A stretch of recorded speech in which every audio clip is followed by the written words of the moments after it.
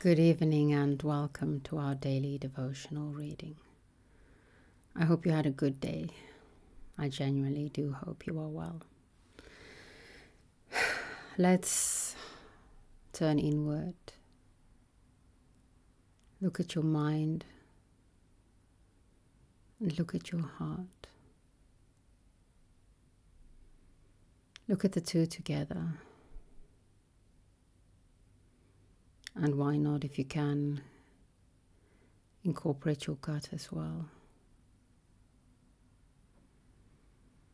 Your mind and heart and gut. See them as one. Feel them as one.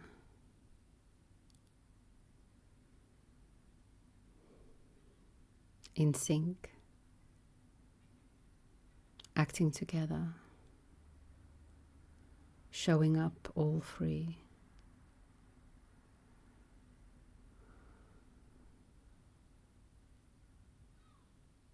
To listen to Plato. And potentially be transformed.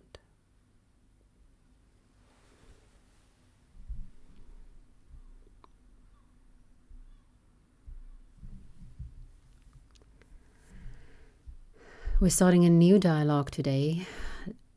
Lysis, the Greek seems to be, I don't know how to say it in English. It is a Y, Y in Dutch. Lysis, I don't know. I'm just going to say Lysis. Lysis. The accent is on the U, Ypsilon in the Greek. Socrates speaking. I was going from the academy straight to the Lyceum, intending to take the outer road, which is close under the wall, when I came to the postern gate of the city, which is by the fountain of Panops. I fell in with Lysis, the son of Hieronymus, and Xethippus the Paeanian, and company of young men who were standing with them. Hippotulus, probably in English. You put accents in weird places. Seeing me approached, asked whence I came and whither I was going.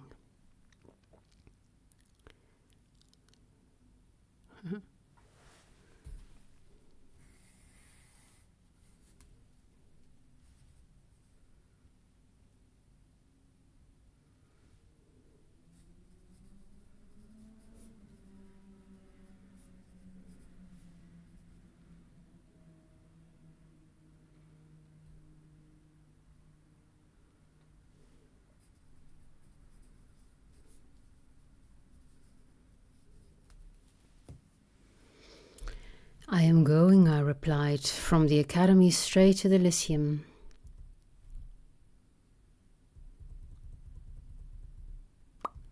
Then come straight to us, he said, and put in here. You may as well. Who are you? I said, and where am I to come? He showed me an enclosed space and an open door over against the wall. Mysterious. And there, he said, is the building at which we all meet, and a goodly company we are. The other translation said, and they're all good looking.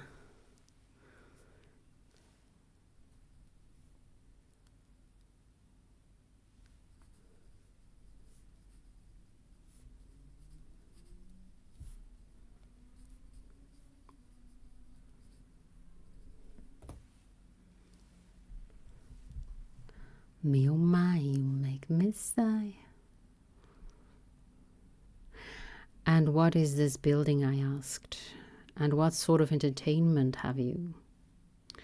The building, he replied, is newly erected Palaestra, and the entertainment is generally conversation, to which you are welcome. Thank you, I said. And is there any teacher there? Yes, he replied, your old friend and admirer Micus. Indeed, I replied. He is a very eminent professor. Are you disposed, he said, to go with me and see them?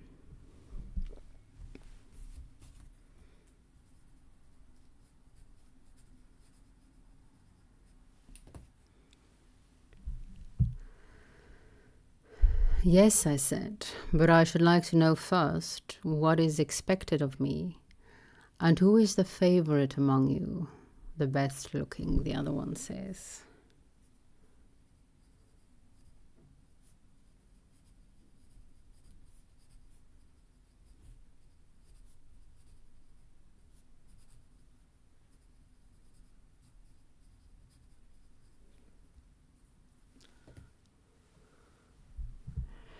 The Greek is kalos, beautiful, beauteous, fair. Who is the most beautiful among you? But this kalos is I have a book on my shelf, a really beautiful book about this word, which is very loaded, a very loaded term. Could also be read, if I remember correctly, as something akin to noble. Some persons have one favorite, Socrates, and some another, he said. And who is yours? I asked. Tell me that, Hippolytus. At this he blushed, and I said to him, O Hippolytus, thou son of Hieronymus, do not say that you are or that you are not in love. The confession is too late, for I see that you are not only in love, but are already far gone in your love. Simple and foolish am I, but the gods have given me the power of understanding affections of this kind. Whereupon he blushed more and more. Oh, I forgot.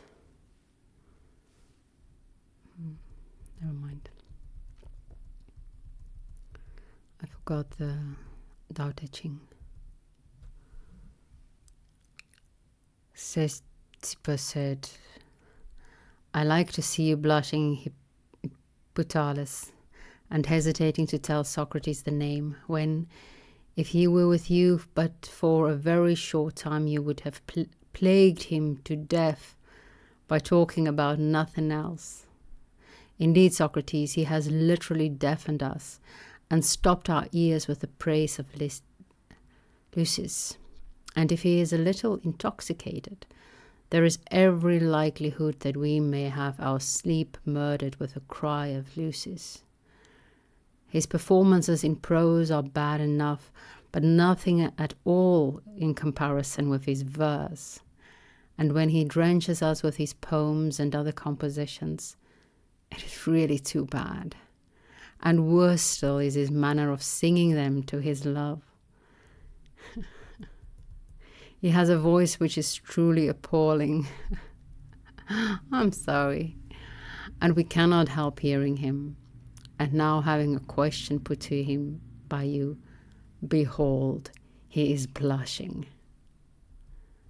Oh, is Lysis, I said. I suppose that he must be very young, for the name does not recall anyone to me. Why, he said, his father being a very well-known man, he retains his patronymic father's name, and is not as yet commonly called by his own name. But although you do not know his name, I am sure that you must know his face, for that is quite enough to distinguish him. But tell me whose son he is, I said. He is the eldest son of Democritus, of the deme of Iaxone. Ah, Hippolytus, I said, what a noble and really perfect love you have found. The other one is, what a spirited love you have found. I wish that you would favor me with the exhibition which you have been making to the rest of the company, and then I shall be able to judge whether you know what a lover ought to say about his love, either to the youth himself or to others.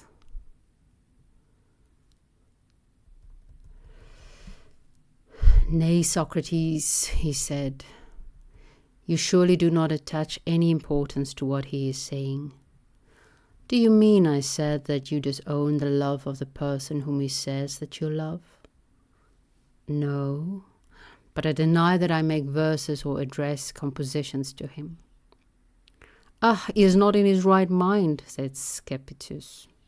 He is talking nonsense and is stark mad. Oh, Hippolytus, I said, if you have ever made any verses or songs in honor of your favorite, I do not want to hear them, but I want to know the meaning of them, that I may be able to judge of your mode of approaching your fair one. Your beautiful boy, the other translation says. C will be able to tell you, he said.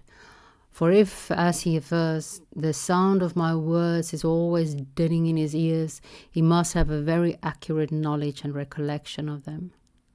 Yes, indeed, said Ctesippus. I know only too well, and very ridiculous the tale is. For although he is a lover, and very devotedly in love, he has nothing particular to talk about to his beloved, which a child might not say. Now, is not that ridiculous? He has nothing particular to talk about to his beloved, which a child might not even say. Now, isn't that ridiculous? He can only speak of the wealth of Democritus, which the whole city celebrates, and the grandfather Lysis, and the other ancestors of the youth, and their stud of horses, and their victory at the Pythian games, and at the Isthmus, and of Nemea, 4 horses and single horses. These are the tales which he composes and repeats. And there is a greater twaddle still. Only the day before yesterday he made a poem in which he described the entertainment of Heracles, who was a connection of the family, setting forth now in virtue of his relationship he was hospitably received by the ancestor of Lysis. This ancestor was himself begotten of Zeus by the daughter of the founder of the deme. And these are the sort of old wives' tales which he sings and recites to us, and we are obliged to listen to him.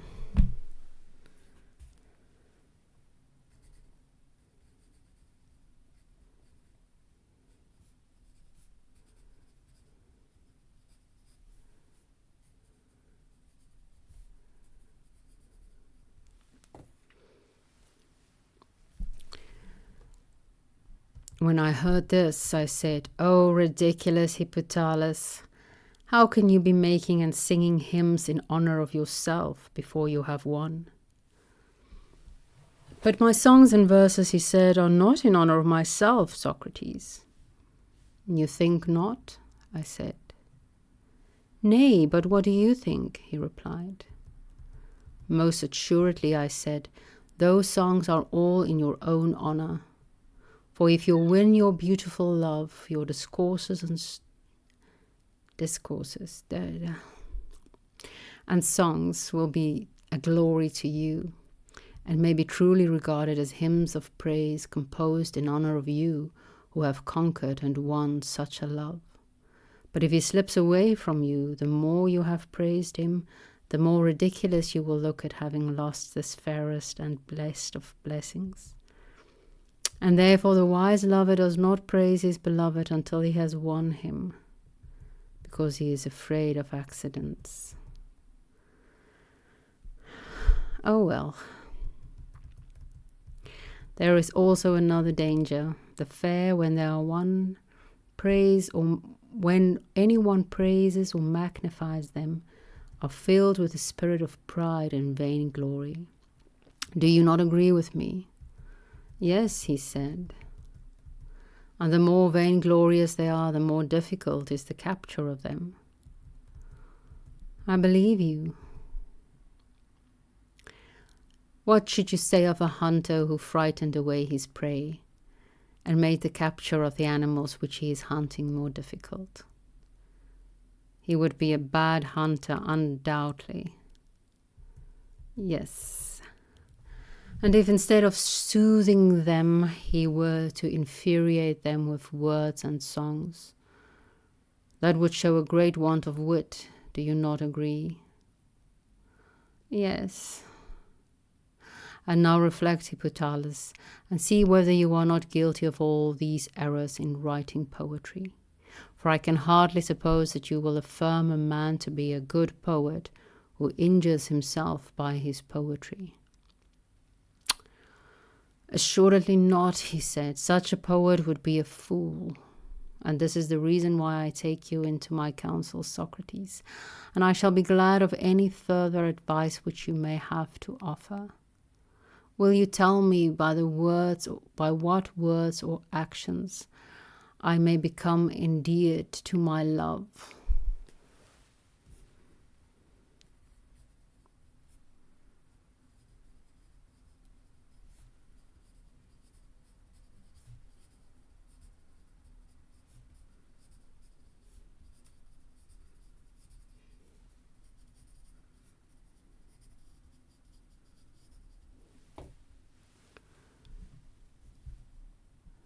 That is not easy to determine, I said.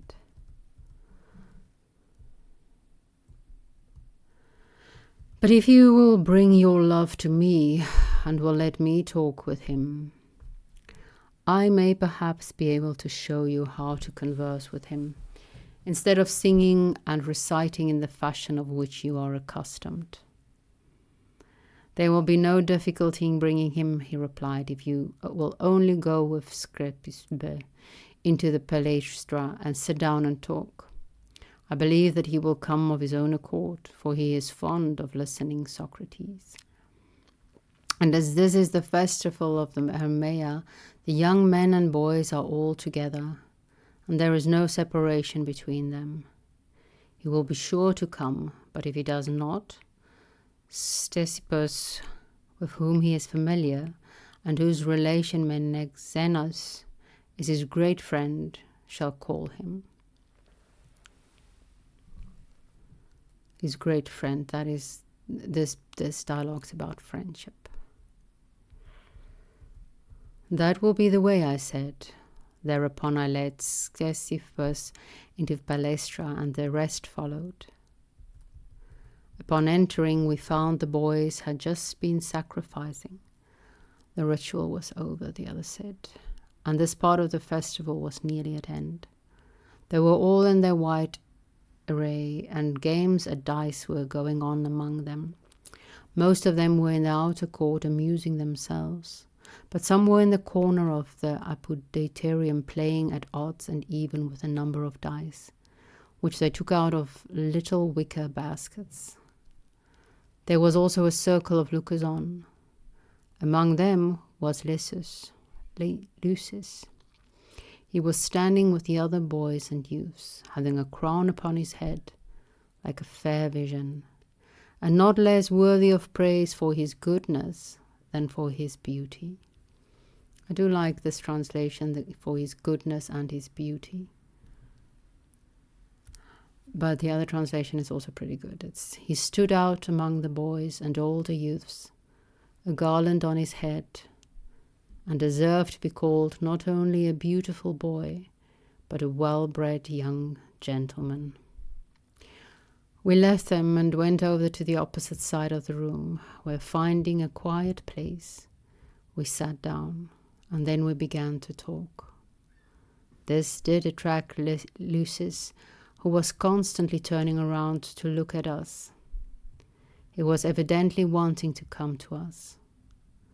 For a time he hesitated and had not the courage to come alone.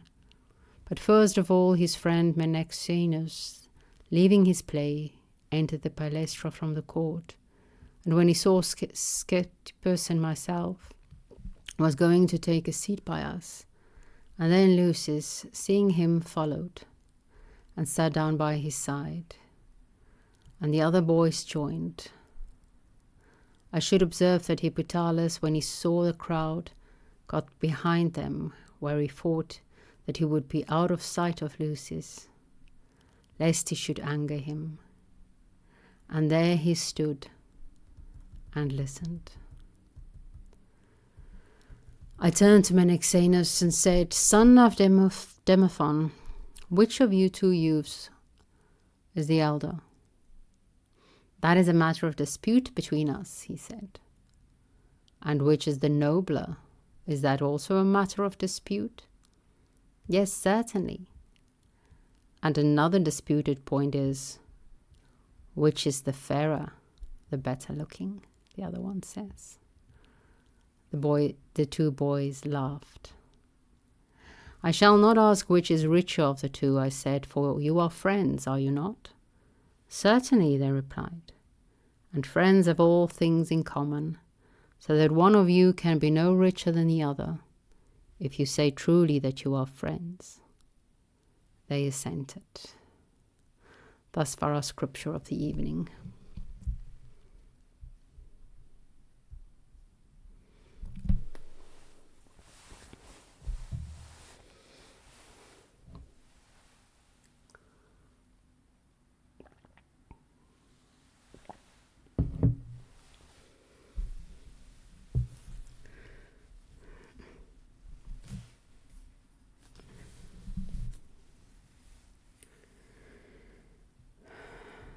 I'll start at the end, or maybe I'll just jump around. I did read, but I'm not sure how to connect the dots, if it's at all possible.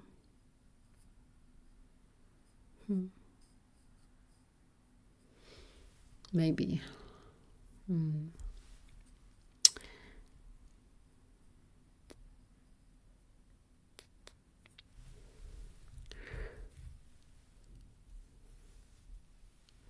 Eros drives us, I wrote, the last thing I wrote. Eros drives us not only to despair, but to desperate self-improvement. And I wrote that after Hippo something, the lover of Lysis,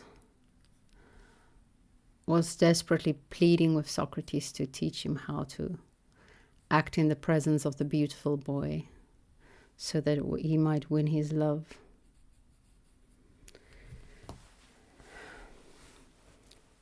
Eros is a very, very strong motivator in self-improvement, in self-transcendence even.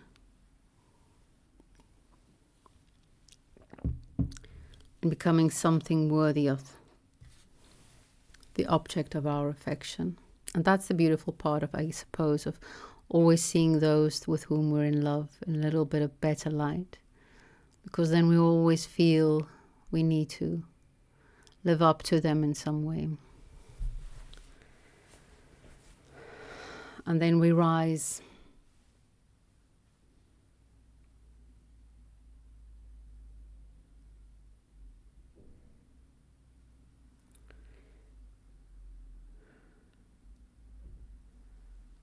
When in the real, I love how Plato playfully sets his dialogues.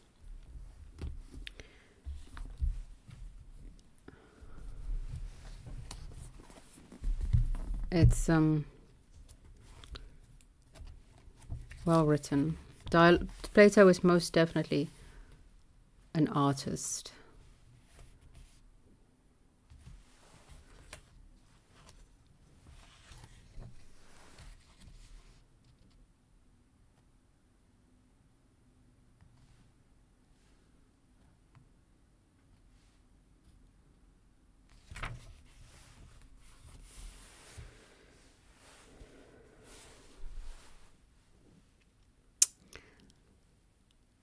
I was reading Dostoevsky today.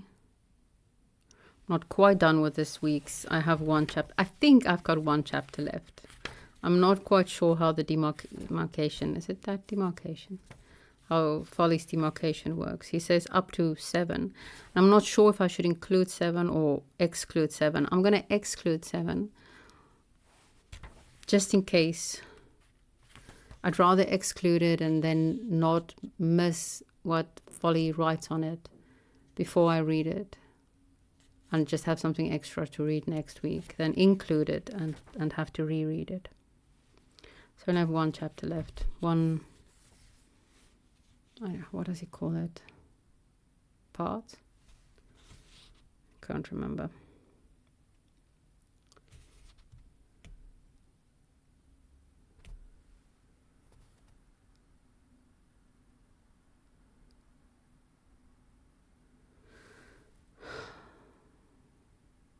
Eros. The book 3 that we're reading now, 3. It's obviously something I struggle with. My tongue struggles with 3.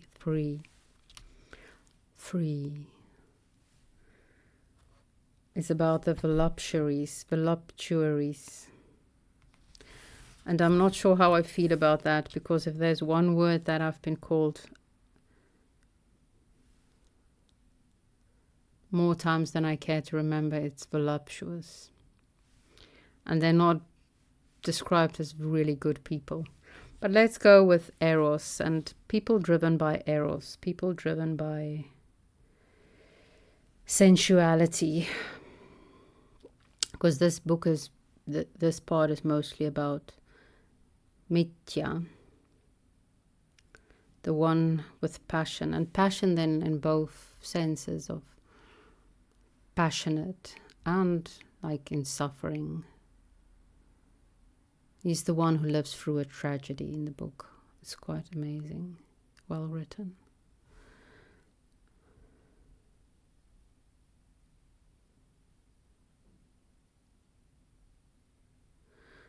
The horror of it is that beauty is not only a terrifying thing, it is also a mysterious one.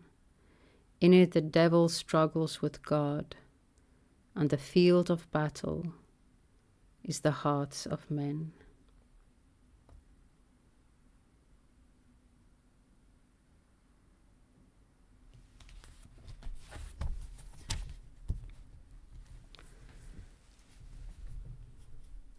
But who's on which side? That's the question.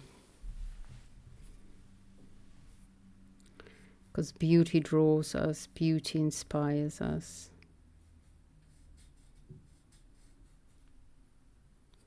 To great heights and to great depths.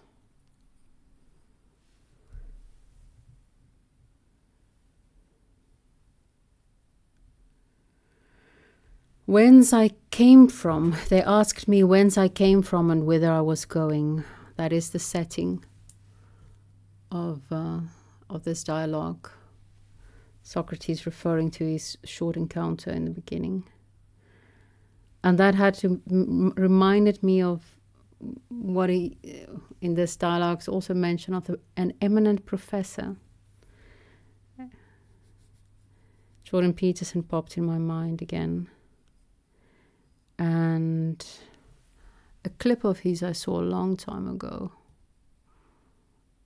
I think it's a donkey, Bilal's donkey or something in the Bible. And then, it's a slave that steals something. And then his master asks him. And I think there's a talking donkey. I think it's the story with the talking donkey. Whence you come from and whence do you go, where do you go, whither do you go? And then Jordan makes a very long story about this, of course. But in fairness, it makes sense that he would. Because I did do his self-offering program, and it is really good. And it focuses on both of these. First part, where do you come from? What is your past? Past authoring. And then there's a present authoring. And then there's a future authoring. And it did help me quite a lot. I struggled a lot, I remember, in the beginning with the future authoring. I had no idea where I wanted to be going. And then I skipped back to the past. I didn't... And after I did the past, it became a bit more clear where I might be going. You have to give a title to your ideal future. And my ideal future was the wise old woman. That is where I would like to go. I think I definitely deleted all that. Alas.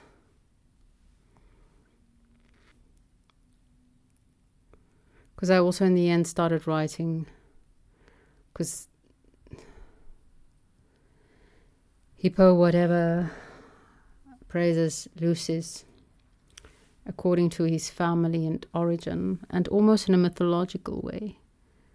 And if I remember correctly, I started, because I wrote and rewrote and over again, until my own history became myth.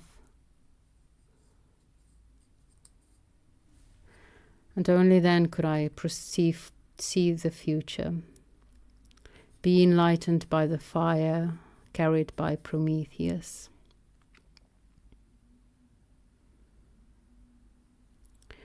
Whence I came from and whither I'm going. A much deeper question indeed than if you just take it on face value. And then Socrates responds with two questions of his own. 4, if you take it in parts. Who are you?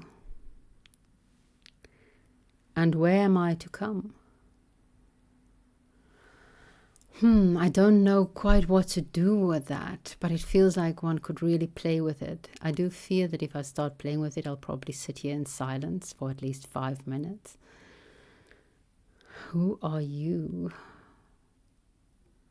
And where am I to come?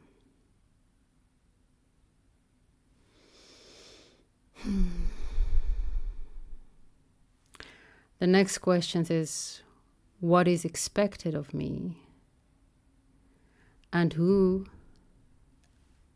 amongst who you are the most beautiful, but the most kalos, I can't see where the accent is now. I wrote it in Greek, but without the accent. Not wise. Who is the most beautiful? Who are you calling to me? And where am I to come? And what is expected of me? And who amongst you is the most beautiful? Okay, let's mystify this.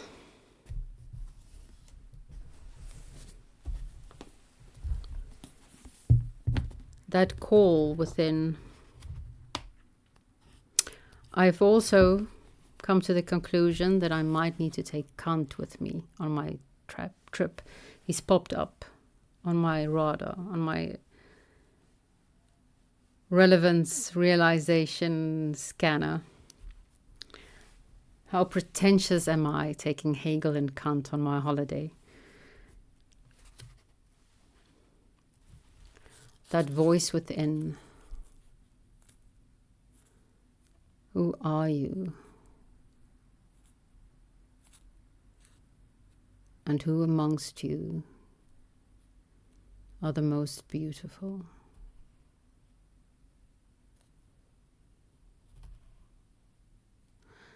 And I wrote once something about Jordan is on my mind, so let's speak more of him. Of him.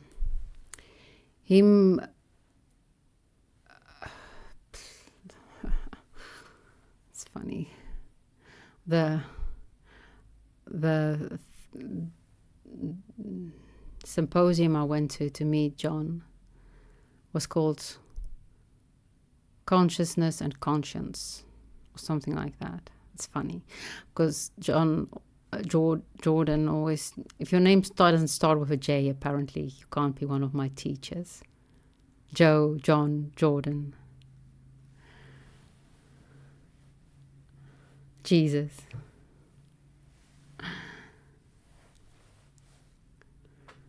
And all of my exes are Jacob, or version of Jacob.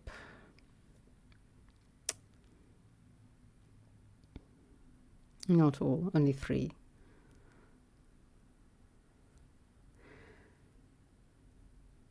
That voice within, which I think Kant equates, I do not know him at all, with the conscience.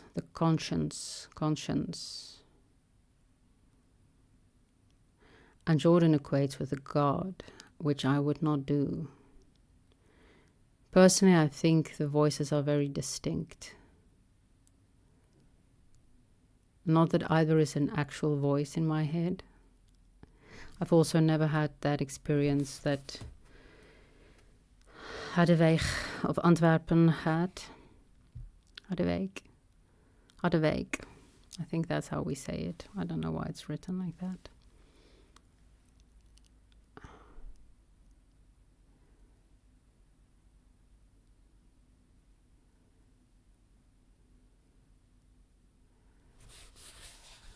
I think the voices are very distinct, so the question is then, who is the most beautiful? Which voice do we follow?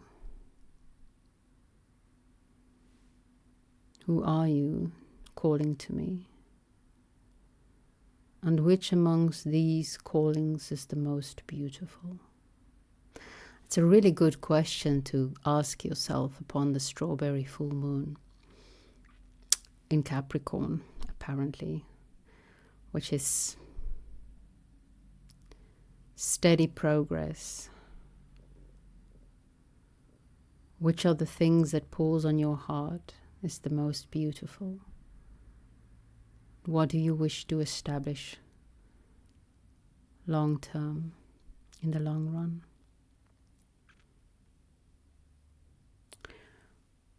Where am I to come, and what is expected of me?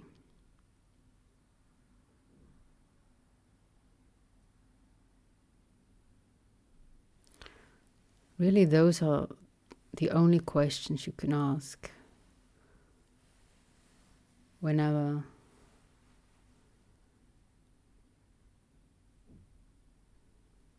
something pulls on your heart.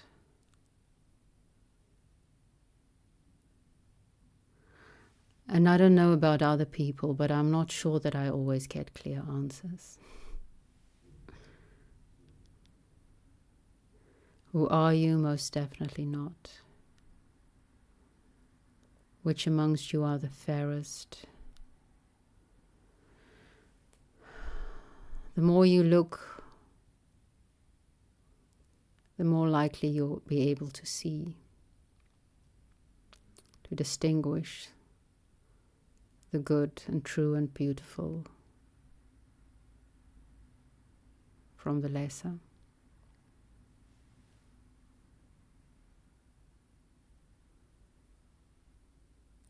But there's always more to who are you.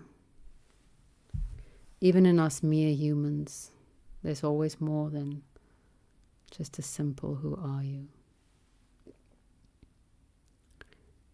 Where am I to come? And what is expected of me?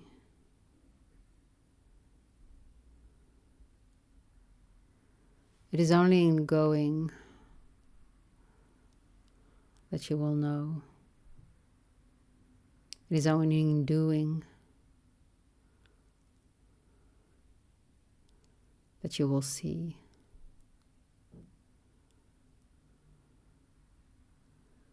It's never what you think it will be.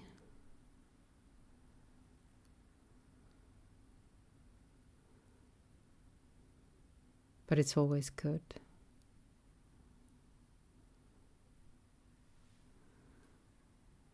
It always exceeds expectations if you follow the call.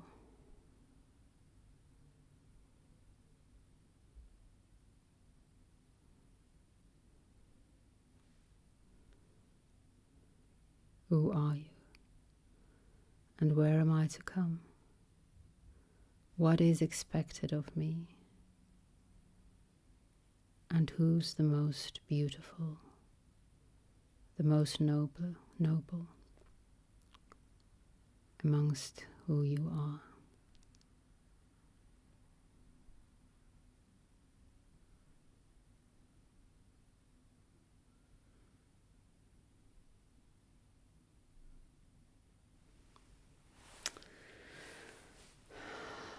That is a question for the rest of our lives.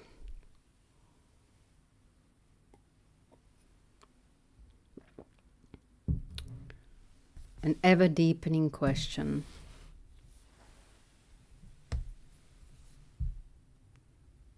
May we go boldly where the future awaits. And may the spirit of Sophia be with us.